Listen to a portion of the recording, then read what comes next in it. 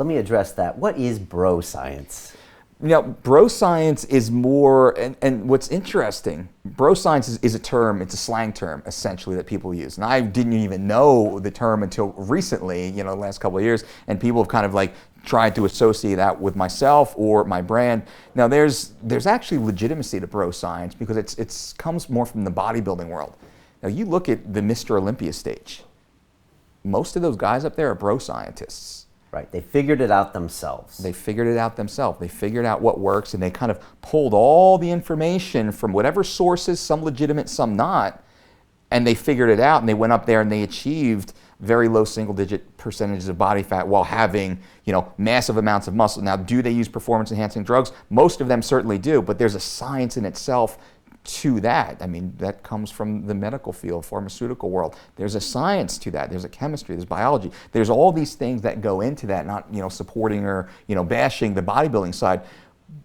But they're pretty damn intelligent with what they're able to do because they do something that's so niche and it's so far removed from what any other human being can actually do with legitimate science, PhD credentials or not. These guys can do it. I know PhDs. There's PhDs that tried to break into our industry.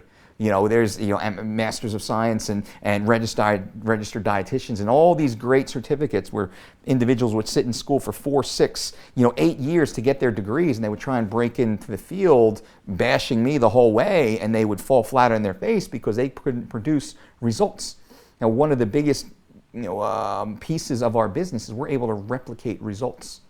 We can replicate results regardless of the individual, regardless of the age, regardless of the gender. Weight classes, genders, that kind of thing.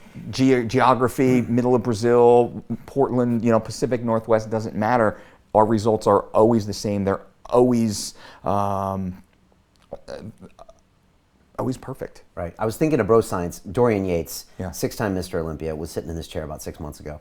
And he was talking about how a guy in Birmingham, right, which is pretty much the center of England, Yeah. with all of his resources were probably some bodybuilding magazines. The rest of it, he had no access to the Venice Beach crowd, to anything going out in Los Angeles, whatever that science was out there.